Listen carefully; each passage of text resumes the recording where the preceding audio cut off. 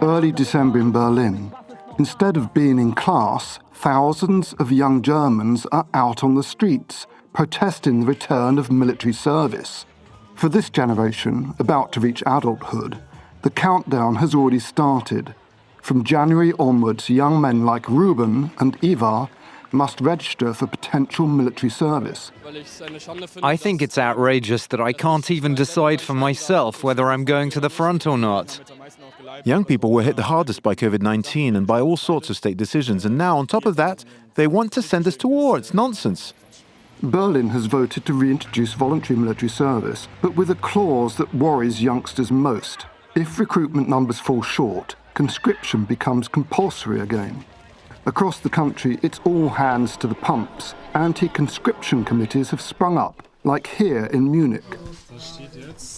My sign says, form committees, say no to mobilisation for war.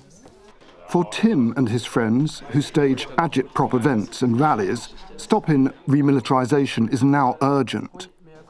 I don't want Germany to be involved in another war, or even to be able to start one.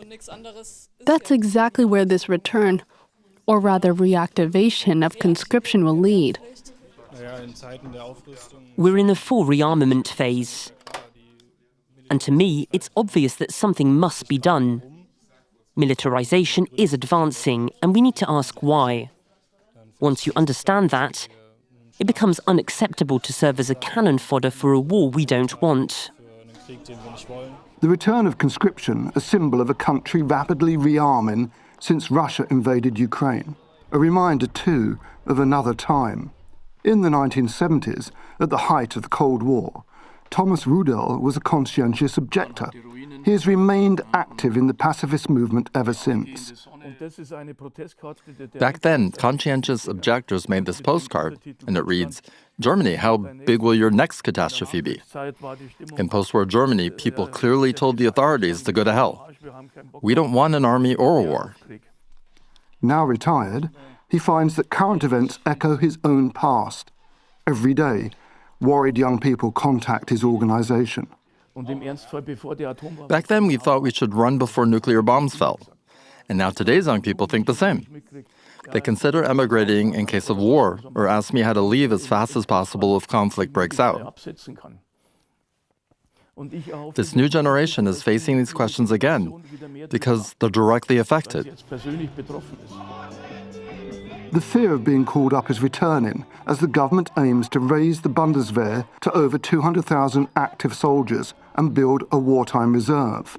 Faced with resistance, the army is rolling out an unprecedented charm offensive.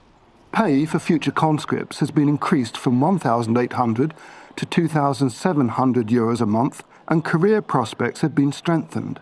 Uniformed recruiters now tour job fairs, like this one at the Technical University of Munich. Here, a career in defence doesn't necessarily scare these future engineers. It provides a certain security, and I think there are a lot of opportunities. Army employees get many benefits, and that's positive. This can suit some people who want to contribute to the country. It can always be useful in an emergency to have basic skills and know the necessary equipment. The army is fully visible in public spaces and on social media, where it is running multiple successful campaigns. In 2024, 50,000 young Germans signed up for military service, a 19% increase compared to 2023. But according to this expert at the Bundeswehr University Munich, persuasion alone won't be enough. The debate is extremely heated and emotional, especially among young people, understandably, since decisions are being made without consulting them.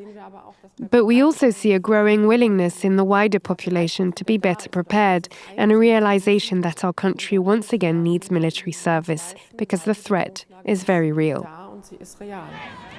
While a majority of Germans now support the return of military service, more than 3,000 people filed conscientious objection claims in 2024.